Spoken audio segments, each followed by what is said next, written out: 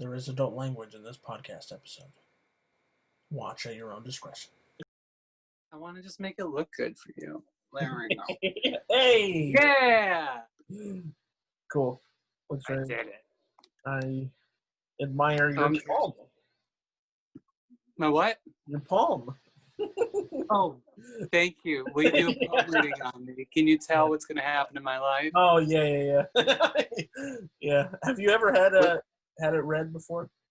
No, I haven't had my hand read. I've had my cards pulled before. Yeah. That was freaky. Yep. Yep. But like in a fun way. Have you had yours pulled? By a Tinder potential person. This was like last year, but she read my cards, pulled my cards, whatever you want to call it, without my permission. And did said, she strap you down? Was she like, I'm reading your cards? No, I don't know how it works exactly. Do I have to be present for that to happen? Because she just read it about me. Yeah, usually they get the ball gag out, and then the paddle, and then they proceed to draw blood, and then they sprinkle the blood over the cards. And, you know. No, that didn't happen. No, this was separate. She told me that she ran. I don't know what you want to call it, but essentially she got the black card or satanic card about me, as if a prediction that's where I would lead her. That's what she was telling me. So I just like blocked her. Oh, interesting. That's me out, though. Huh? It did freak me out. It got under my skin. I had to think about that for a little bit. Like, why was that my card? You know. I mean, but you could do that about anything. It's really about the subconscious. It's like if you give yourself an intention throughout the day, say if I'm like, okay, today's intention is yellow, your brain's going to be pulled toward, like, you're going to see the things that are yellow, but then if someone asks you at the end of the day, okay, name one red thing, you're not going to be able to because you were looking for everything yellow. So it comes down to yeah. And what we choose to give our intention to.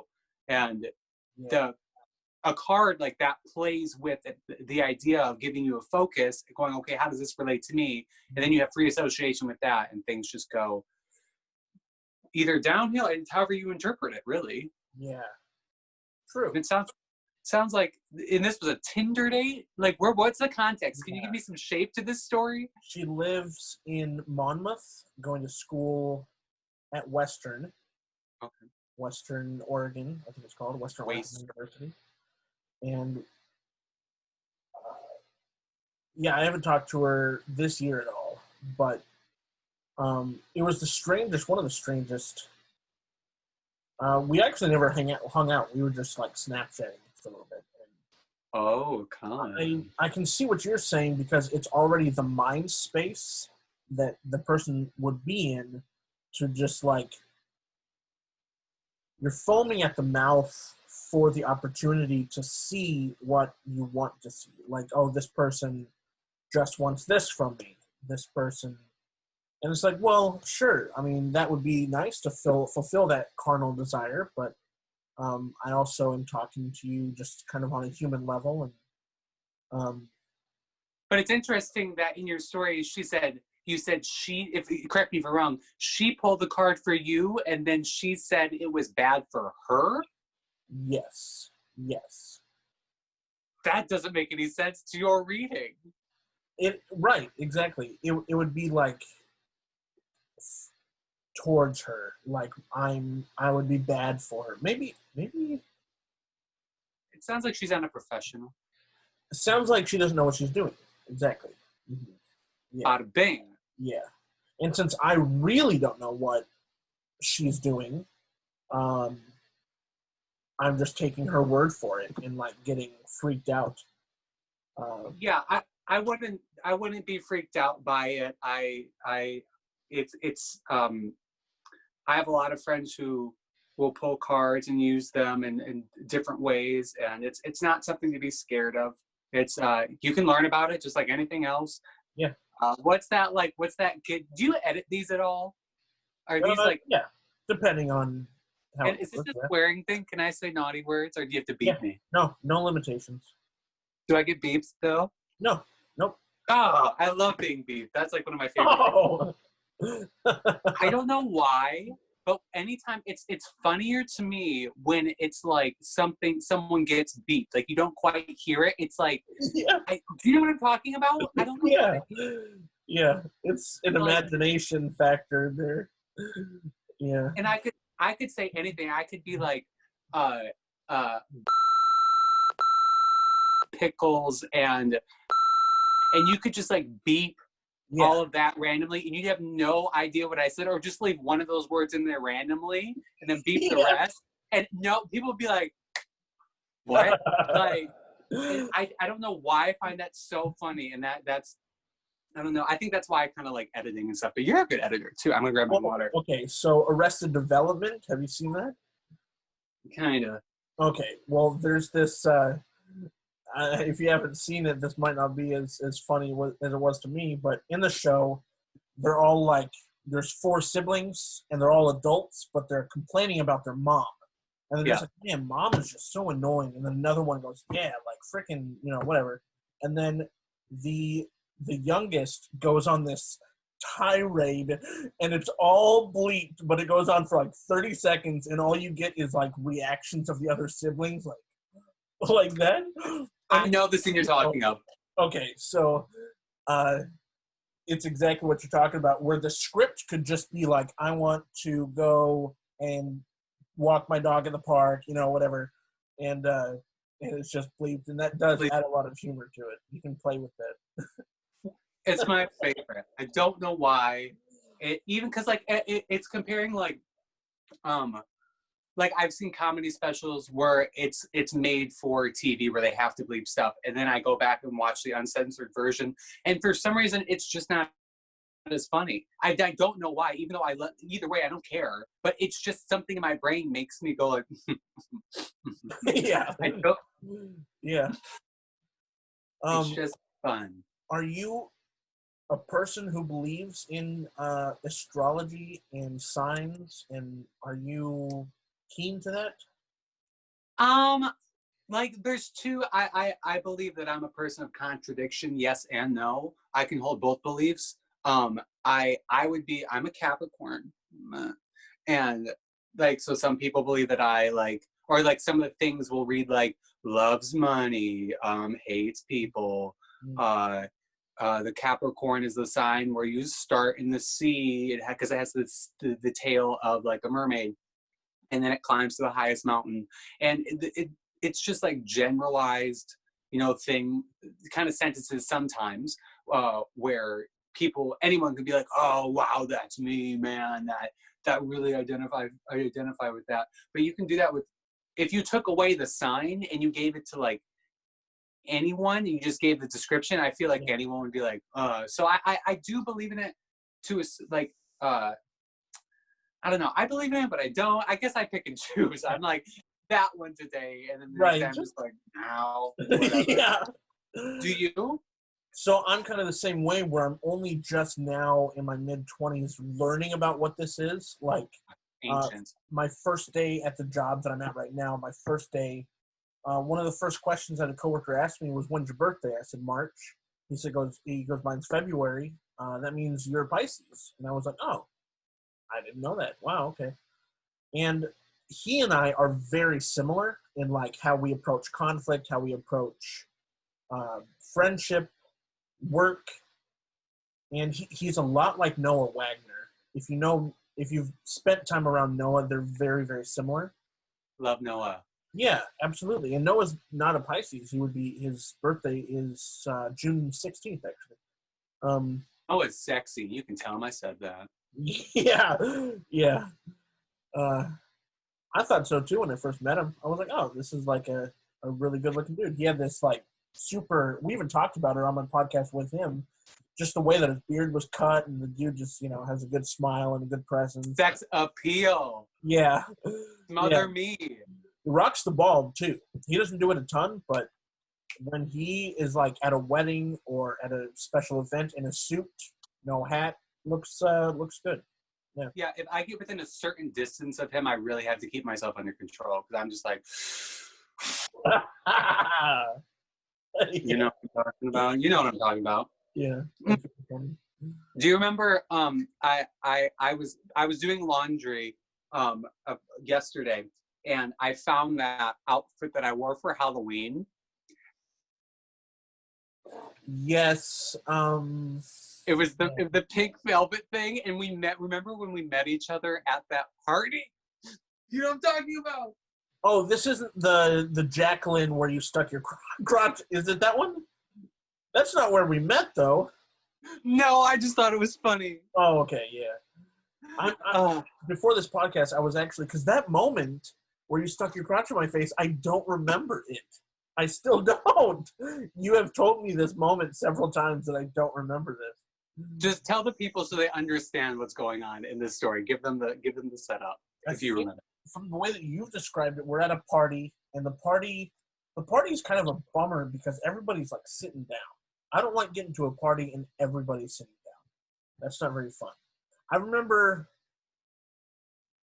that one actor that Compass used a couple times, Jesse something.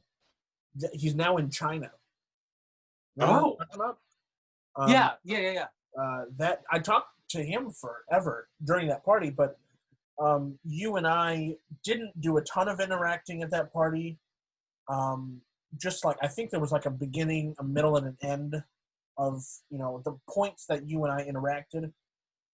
And at the end, you were leaving, and I was sitting in a chair, and from what I remember you describing, you put your leg up on the chair and just like,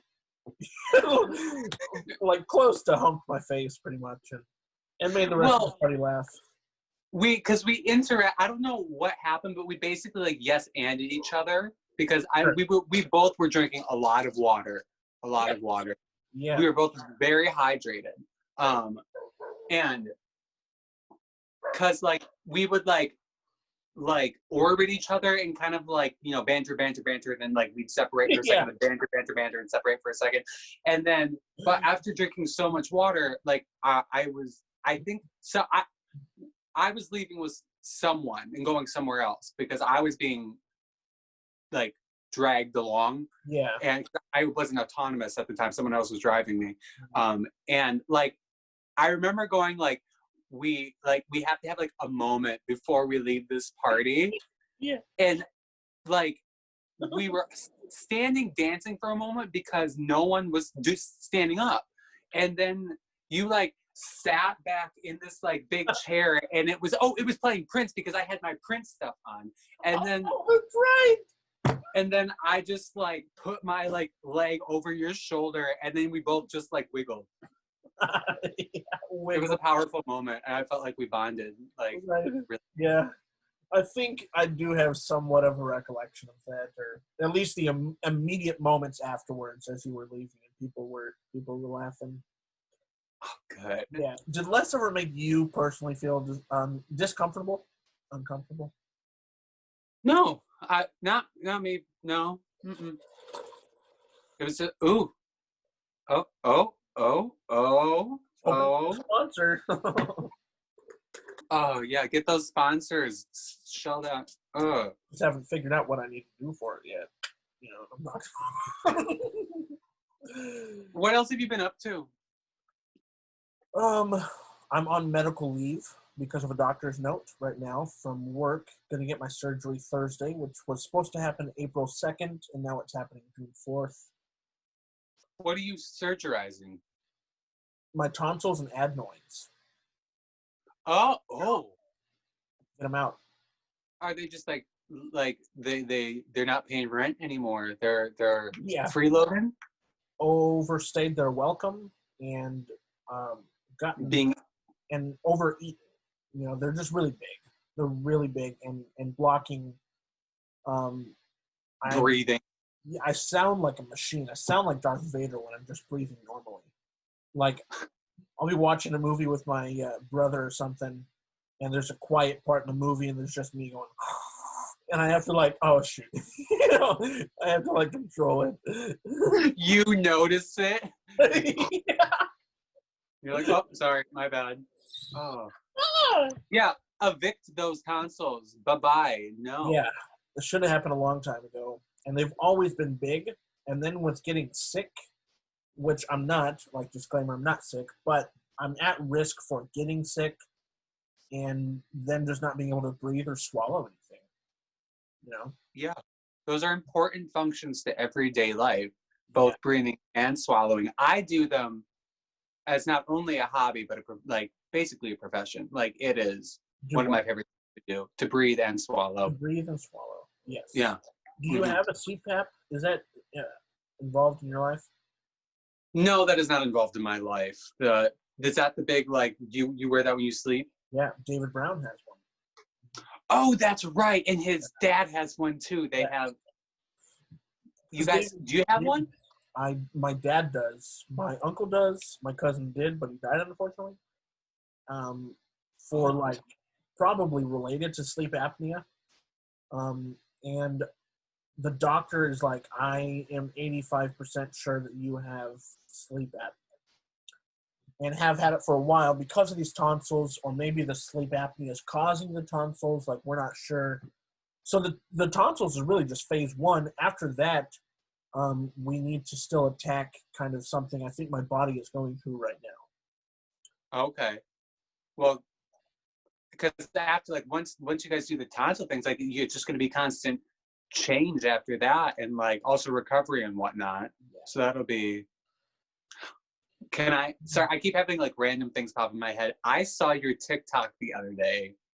Was that your brother, where it was like, it was you going, "It's a beautiful day," and then he pops out going, "It is," or like, what is that, your brother? Yeah. You guys could like, you need to use that more often. That was so funny. I know, dude. And he and my older brother are camera shy. It's hard to get them on camera. But they play so well because they can do these same faces that I can. I'm just on camera. That's one of the things I picked up on, because like he had like very similar energy to you. Yeah. Had that facial expression and the movement when he came out of the sliding door. I was like, right. What? Like, now you're just revealing little secrets? No. Yeah. Exactly. My personal friends, especially in Michigan, really don't know my family, or haven't, like, they don't know the family that I have. I feel like if you haven't seen any pictures of it's easy to forget that I have 4 siblings. You know, there's 4 other semi-Collins. Well, I've seen your sister showed up on your TikTok. I love your TikTok, by the way. Thank you. You work really hard on that. How's that going? How is that? Do you like, tell me about that. Do you like focus in on that? Do you like, I'm going to make content for this? Or is it just like, zeitgeist, this is happening, let's do it? Like, last night, for example, it's 1:10 in the morning, and I'm 35 minutes into Tombstone. I've never seen it before, and I was watching it. I had an idea pop into my head, so I paused the movie, stepped outside, and made it super late at night. Came in, edited it, posted it, and was just like, it's very in the moment with me. It's a very David Dobrik approach to YouTube, and because I'm updating my YouTube and my website to the fullest. Like, when there's a new video that comes out, I make sure I have the right thumbnail and the right caption and the right end cards to take them different routes to other, so I'm just learning and just gaining this knowledge, but it's never really a planned video. A lot of times it's a video that I have and want to act on, but still haven't yet, and I don't know why. Just because it's easy to just not put in the effort. For example, there's this one TikTok that I really want to do. It's a minute long. There's a lot of lines, and it would be excellent if I executed it correctly, like I want to. And I know that I could, but I'm just sitting on my ass not doing it. And then it's so easy to be in that spot. So you're obviously on TikTok. do you create your own stuff? Because I didn't realize that you were on it. I'm on it in a specific kind of way. I've been more part of the singer-songwriter aspect of TikTok. Oh, yes. Yeah. Musical, kind of like a musically. Mm-hmm. Yeah, exactly. And one of our mutual friends that Gar was. Yeah. Yeah. There you go. He's Still one of my have the friends. mask. You still have. He's doing his own thing. He's been having fun, and it's been really nice because it's just a good way to create and to see other people creating and being in the process of creating and working with him to kind of inform other parts of story. And just because I know I really want to, I have this like random hair up my ass where I want to just go to bars and perform like with him, and it'll be, I really just want to freak people out a little bit. I just want to have fun. I love live performance, but like, as you know, like film is also wonderful as well. But we've been writing songs and trying to learn some covers. And it's been fun, but at the same time, it comes back around to what you were saying about like, you have all these, like, just sitting on your butt. Also with like quarantine and everything, it's like it's some like lazy demon that just like is ever present. And I'm like, oh, I could do this, and then I'll wait until like 1 a.m. to start practicing my guitar. I won't do my vocal warm-ups. I won't do my daily writing. And it's just like it's art is such a practice. You need to, wake up and go to work and do it. And I don't want to have to wait to be inspired. I want to work on it and, understand, for me, at least I view it as a muscle, that you have to work every single time. There are those moments where it's just like, something like beams into your head and you're just like, oh, I gotta do this right now. And Yeah. Those can be like, do you know that energy you get when it's just like, this thing just pops in your head and you're like, I gotta go do it. And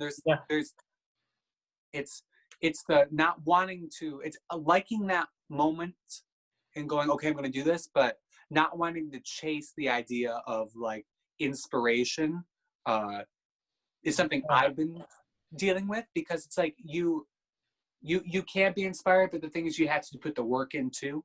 And finding that balance and learning the kind of bringing it down to something as a routine.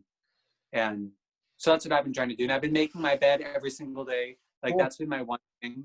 Well, yeah. Actually, to like fully like out myself, I just made this bed a second ago before you called. Yeah. Because I'm a total goblin, and I was like sitting over here just working on scripted stuff, and I was like, oh crap. So you like gave me a reason to like, because someone might see this and be like, oh, that's lob. I promise I do make it though. I just didn't fully make it this morning. Yeah. Well, the really, really cool thing about doing this podcast, you are my 18th episode. I'm 18? Oh. 18th episode. Hi, this podcast is now legal. And man, like thinking about what you described to me years ago that you wanted to do with Garfield, right? I think TikTok is like that exact platform that would be so welcoming of Garfield. More than YouTube, more than Instagram, I think that those are really outdated when it comes to like public pranks or public, not even pranks. You wouldn't necessarily do pranks, but you would do more like interview, like a Billy on the Street stuff. I remember that being your pull and kind of inspiration for that. And I really desire content from you. Like, you have such a YouTuber energy to also just be Robbie Ellis and be in front of the camera and make, weekly content or something like that. So with this podcast, I've really, because I share all my friends' content either in end cards or in the description below. And so I would love to do the same with yours, whatever you have up or available, or, you've done so much acting at Compass. I would love to be able to show that and show you and show what you can do, show who you are to me in this podcast. Yeah, I can send you things. Is it dumb or like to say like I don't fully understand TikTok? Like, am I fully outing myself with that? Because I just do random shit sometimes, like with him. And a lot of the times it's just me making up songs. Yeah.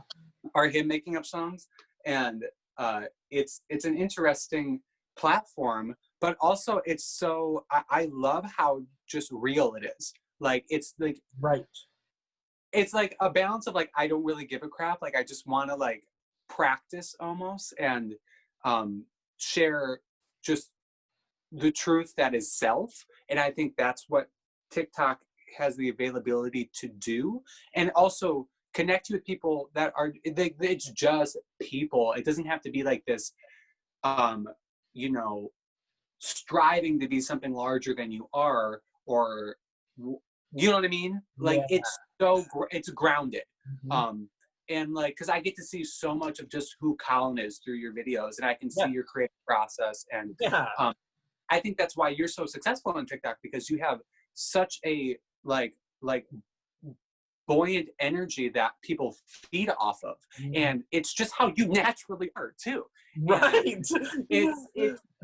It's just you. And like because when you go into like a YouTube video, it like there's like certain bars that are set that I feel like people a want and a need that people go like, oh, I have to get here, and it's like, no, just do you. Like we just want to know who you are.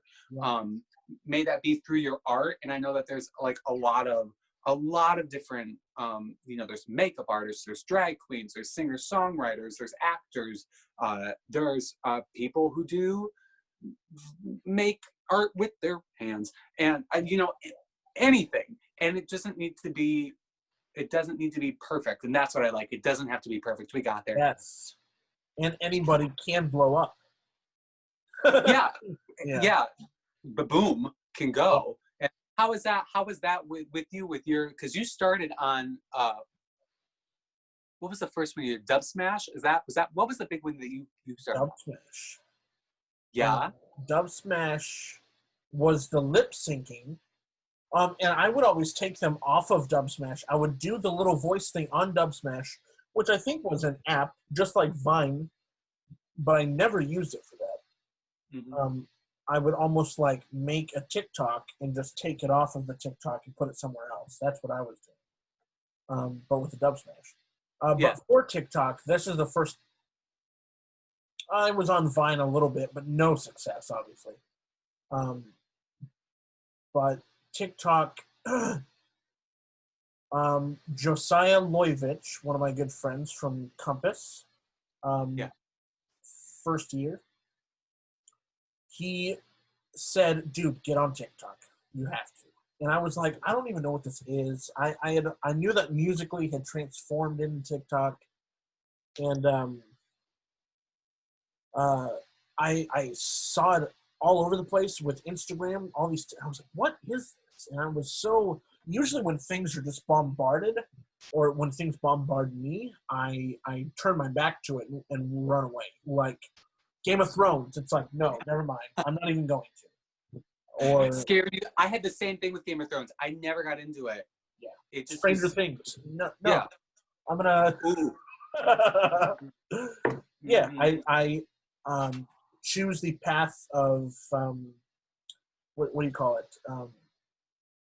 The path that most people gravitate towards. I go towards the other path. The path of least resistance, maybe? Is that what you're saying? Yeah, that's what I was gonna. Yeah. So I use TikTok not for dances, not for music. I do the most random things on there. They're not even comedy skits. It's just so people can see my energy and feel my energy. And I'm almost up to 300,000 followers. which those are two very different numbers. That's awesome. Very different, yeah. 300,000, and I don't know where it's gonna go from there. Like the fifth video I posted on TikTok at all was me touching the wall, and I'm like, I touched the wall, and that one has 8 million views on TikTok right now. And that is not the video I would have chosen to blow up. It's just how it's happened, and it's crazy the algorithm for that to happen, and that video wouldn't have blown up on any other platform, I think. Yeah, no, it's a very you can't really guess the content that you have to make for a platform like that. Yeah. If you try to do that, you're doing it wrong. You have to just do you. Don't go, I'm going to. You just have to have the motivation to just do it. And that's what it is. It's to pull your phone out. Like, you know how many people, when I was going to sleep last night, I was on TikTok, and it was a video of two girls going, guess my fart before I do it. And I sat there like an idiot at 1 a.m, laughing my ass off under the covers. And I was just like, and the thing is, it's just, you can't think about it. It kind of takes away it makes you have to address the saboteur of like, is this good enough? It's like, who the fuck cares? Like, just do it. If you like it, if it brings you joy, if you feel like you want to, do it and have fun. Yeah.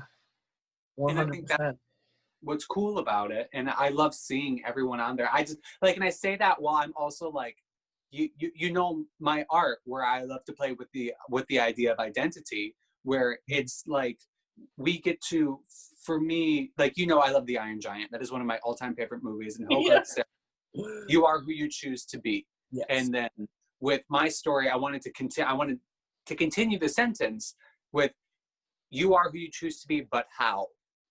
And so there's like I love watching people try out new things and going, you know, you get to be a character in a TikTok, and you get to put on different characteristics, different masks, different anything that you want. You get to practice, and I think that's something that we don't like do a lot. I mean, people in our kind of realm, we get to see them play all the time, and it kind of brings back the idea of play. And I mean, and it's not just young people on TikTok. It's a large age range, and you get to go, okay, I connect with that person for some reason, and maybe there's a part of me that, you know, is resonating with this, and I don't, you know, I haven't experienced it before.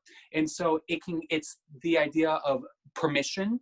It gives people permission to explore themselves. And I think that's really pretty and a really important thing to do, and something I want to get better at. I think it's a practice that you have to do, and you get to choose, okay, I like this, or I think that this aligns more with me than that, and I'm going to try that. Okay, that didn't quite work for me, but I'm glad I tried it. But it showed you something else, and you went, but I did like that for a second.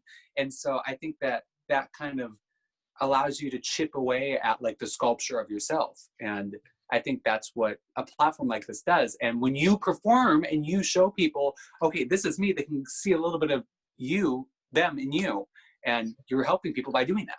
Yeah, totally. The comments that I'll get, like, this dude makes my day every day, because I try to at least post every day. Doesn't always happen like that, especially with past couple of weeks. I've put myself in some awkward situations at work, and that really causes me to take it home and fluster and kind of like, you know, just sit on that for a while. And I don't feel like making TikToks. It's so crazy how the creative thoughts will be suppressed when I'm in an environment that I hate. And not to say that I hate work. Like, if work would hear this, I wouldn't want them to think that. The environment that I hate being, I disagree with us being open. I think that we are reopening the economy right now because it's not because it's safe, but because of money. I think money is fueling that decision right now, and I don't like that. I get really upset when I become a cog in the machine to the main. Definitely. And it puts people at risk too. They're putting profit over someone's safety. Yep. And that's, a very unfortunate thought process. And a lot of change will have to happen to a lot of thought processes will have to change for that to happen. And that's a difficult thing for some time for people to get through their head, because they're like money, money, money, money, money, and don't do things for the joy of it. Is that what I mean? Do you know what I mean?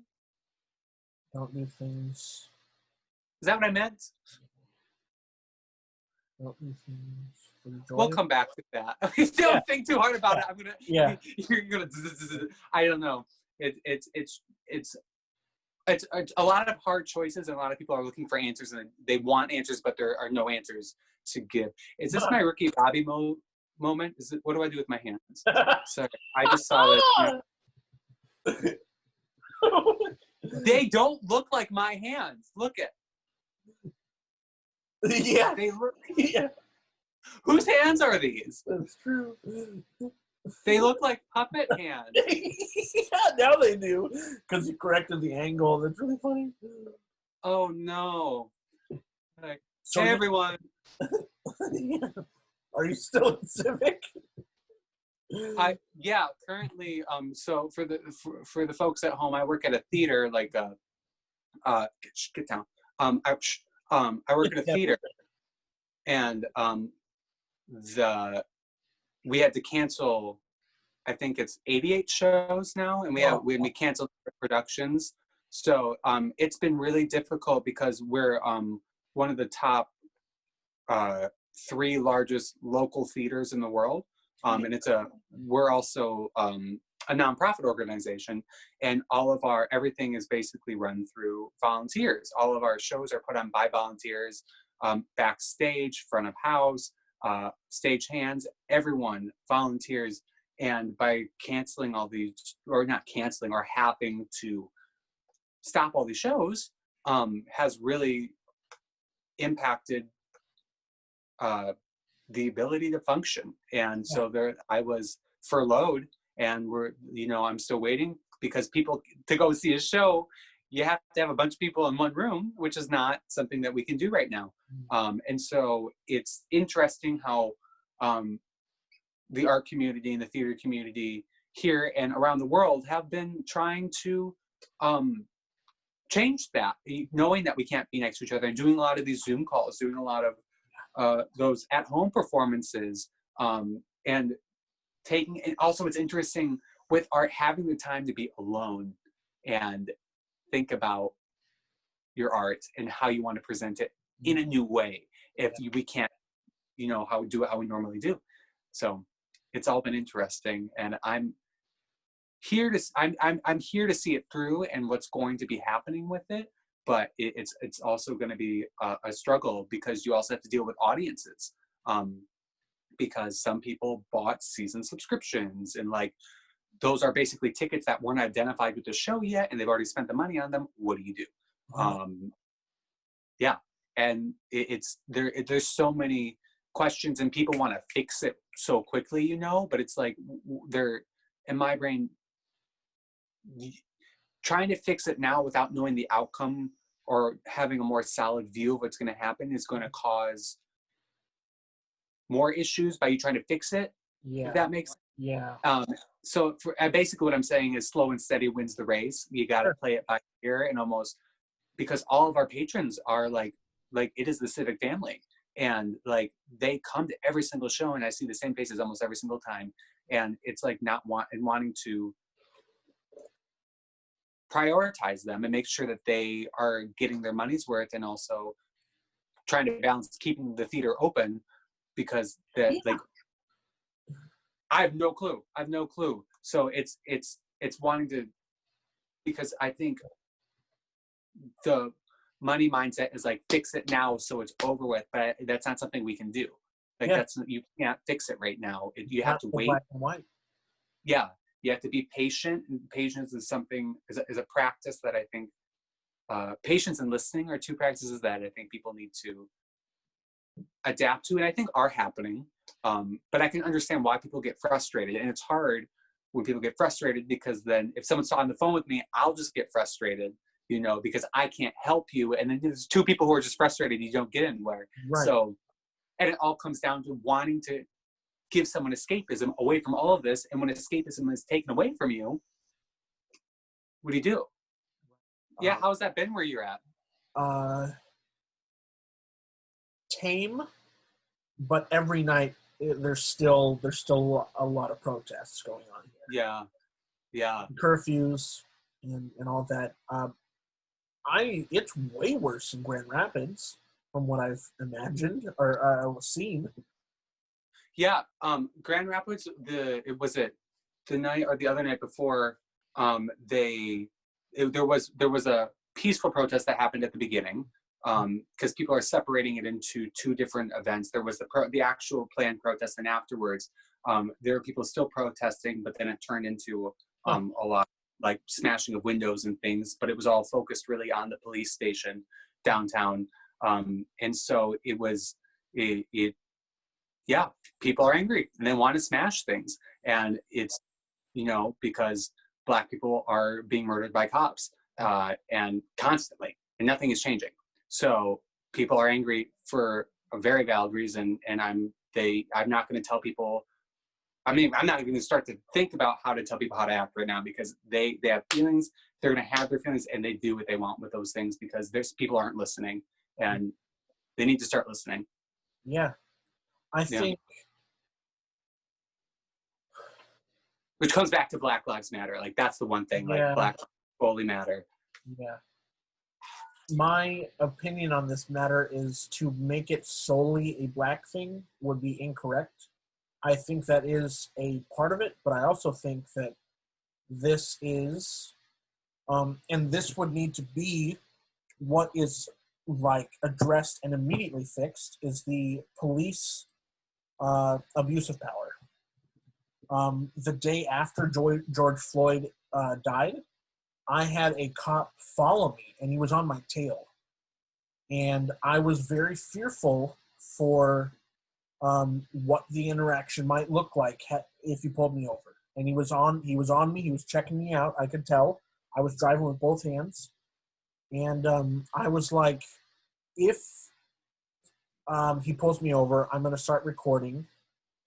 And yeah, I was just fearful, because I don't think that it's oh, you're Black, I'm going to attack you. I think it's more of like a carelessness for them as a person because of their civilian status, just like a white person. And I am cognizant of the fact that a white cop would treat a white civilian different than a Black civilian. I do consider that to be a reality too. But I think that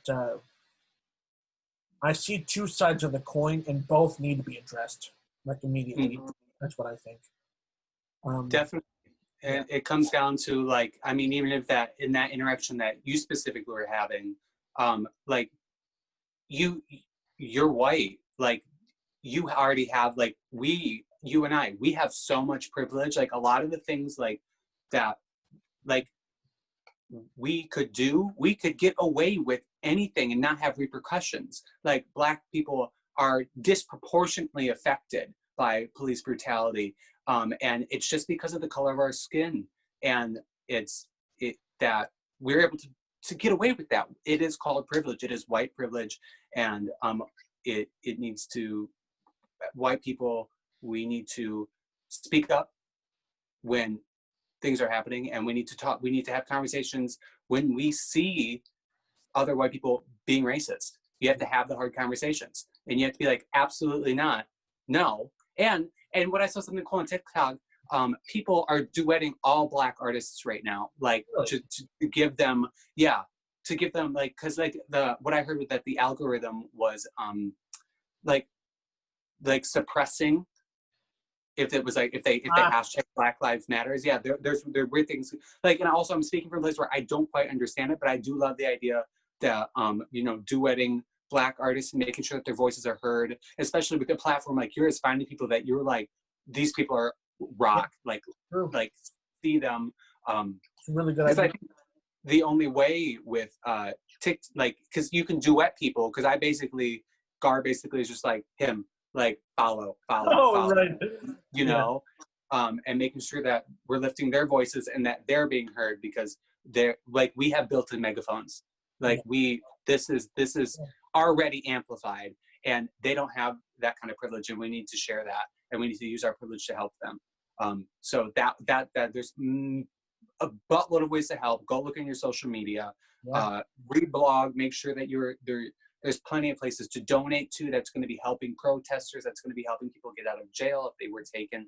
And if you do go to riots, make sure that you're wearing masks. Make sure, you know, you are, if you're there and you're white, that you're using your privilege, and this is basically a shield, and you use yourself as a shield to help people, and to lift voices. And you can do that on your social media platforms, Twitter, Instagram, TikTok. I love watching police officers walk in protest with those people. In certain cities, people are doing that. Instead of doing this, they're trying to walk with them, kneel with them, take off their Kevlar and all that. Yeah, that happened in Flint. Yes, that's right. Oh yeah, that's right. I think there's probably a lot of cops who also completely disagree with that one cop who killed George Floyd. I mean, obviously, it's going to be. And I'm sure there's a lot of embarrassment with police departments right now. And there should be, because the way that they're acting, the way that it's completely inappropriate, and things need to change. And I think that they need to be defunded. And there's a lot, like look at all the riot shields that they have, look at all the equipment that they have, tear gassing peaceful protesters. It is outrageous, and it's also a conversation, as both of us being white people, like we just need to give money and like help and support and lift up, you know, Black people. And it's I don't know, it's like a weird conversation to have without someone who's Black here, because it's like we only have a very specific lens to view things through, because we don't experience the world the same way because of our privilege. So and a lot of the things that I'm saying are just echoes of what I've been hearing, and I'm trying my best to like learn and keep an open mind and make sure that what I'm saying and what I'm doing and the actions I'm taking are helpful and not hindering people, and always being open to learning and going like, how can I question my own worldview?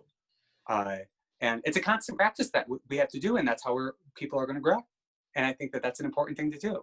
And it starts with individuals having conversations and calling people out when we see things that are racist. And it's a practice, and it will be uncomfortable, but I think we have to start having those conversations and finding a comfort in the uncomfortable.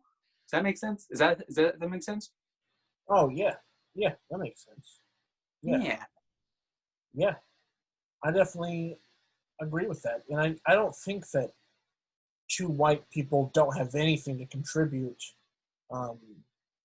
to the Black Lives Matter and just being able to converse about it. I don't think that we're totally uneducated about it, but we are stunted. Our growth, our knowledge is limited because we have not experienced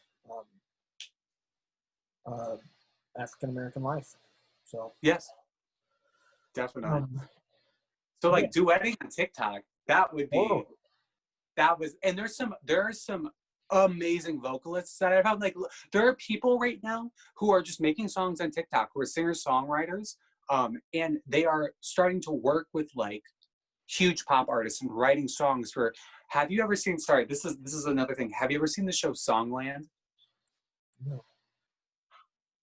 Listen. So there's a show called Songland, and it's basically a writer's room.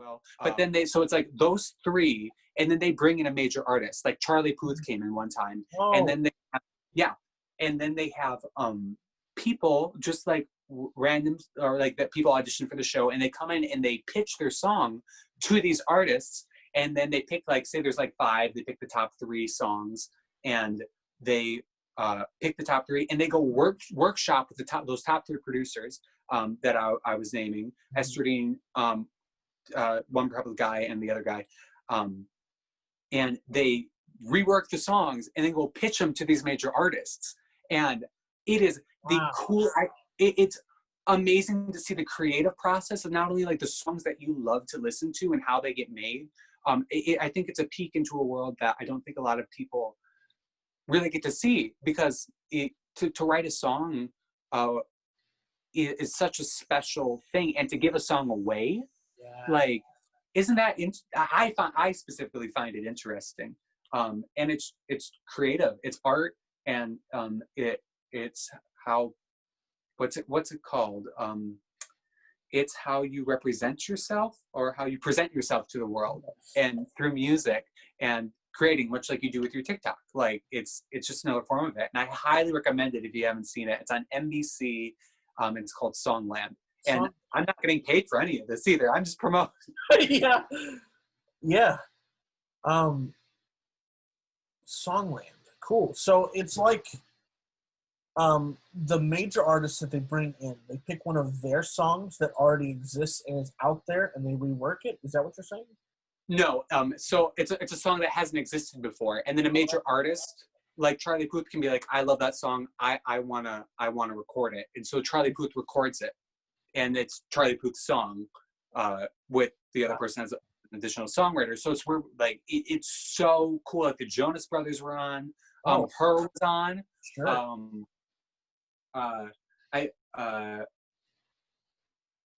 And a bunch of other people. It is so cool. And I literally sit there and, like, I will get so inspired. I'm like, I'm going to go write a song. And then I go do it. I'm like, why isn't it working like when they do it? Because they're just sitting there and they just start vibing. And they're just like, oh, like, but what if it did like this? And then they like start singing. But then the thing is, it's like, and they're going over lyrics, they're going over chord progression, and they're like, well, what if we did this? Because if, like, this chord progression is going to make it feel like a big drop, and like it's going to feel more emotional. And they're like yesterday it was like words like changing we to I, because if in a song, if you're saying I, you're talking about yourself when you sing the song. I just think it's so interesting, and it can easily, you can think about it in filmmaking, and like how the camera lens is, viewing a subject. Are you viewing it through a character's eyes? Is it omnipotent?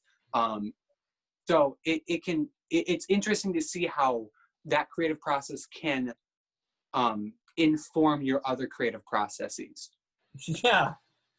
Yeah, definitely. And you have such an incredible voice, dude. You have thank you. Musical talent. I've heard you whip out. We're almost at an hour. Yes, I've heard you whip out these harmonies to me. Like, I remember singing a little riff, and you just come in with this harmony, or even driving around with you. I recall this memory, just turning on the radio, driving around with you, and we're both just like, sunroof open, windows down, just singing. And I remember it just being really, really good, sounding beautiful. So thank you. If anything, I would hope that you're able to find content that you can create that feels like home to you, and yeah, that's so nice. Yeah, that's so nice. I've never heard that. That was a beautiful sentence. Thank you for saying that. Oh my gosh. Oh, yeah. I hope so too. And I need to. I'll make more of it just for you. Yeah, totally. Yeah. Please give me anything to share on here. You want something to share? Right. You want something to share, Collin? Yeah. No. That's how I got straight A's in lessons class. There was one speech that I did. I don't know if you heard this, but there was one speech that I did where you're supposed to like persuade, you know, and I didn't write anything. All I did is I went up there and I go, you know, you want some, and that was my speech, and then I sat back down. Didn't you slip him some money too? Was that you? No, I think that was probably somebody else in the class. Oh my God. I don't think, maybe I did. I don't remember. That's amazing. I pretended to do a weed deal with Les in a class one time. That was a funny instance, but yeah, anything for an A. Oh my gosh. What was that one video there was another presentation that someone videotaped of you, but you like Fell. Yes. That was one of my first introductions to you, I think. Like I don't, because like I had finished talking with you like the first, like it was like the first day or something. Yeah. And I waddled over to someone else and I said, "Hey, did you see this video of Collin?" I was like, "What?" And it's you just like do, and then you just went from here to here, and then you like popped up like you had this wonderful Chris Farley like energy like down by the river, like, you know. I will bring this episode to a close. Thank you so much, Robbie Ellis, for being my 18th episode. It's so good to talk to you. We haven't spoken. I haven't seen your face in 14 and a half months. That's how long I've been gone. Oh my gosh. This room actually doesn't have doors. So like I'm always just right here. You can talk anytime you want, baby. Yes. Oh, no, we did talk just a couple months ago, you, me, and Joe. I was in the kimono, I remember, yes. Yeah. I mean, it's not a kimono, it's just a pink robe. Yeah, that's right. And I had those big sunglasses on. Oh. That's right. That was an energy. Yeah. No, we need to do this some other time, or like, what do you, like, I know this is ending, but like, I want to know, I just want to know more, but we'll have to save it for another time, Collin. Well, I want to start doing double podcasts where it's like you and David and Riley and, you know, somebody else, Joe or whatever. So that would be so much fun. I'd love to double up or double down, whatever. Double down. Let's have a Zoom three-way. Oh. Yes. Oh, yeah. Yeah, it wouldn't be the first one, but it'd be the best.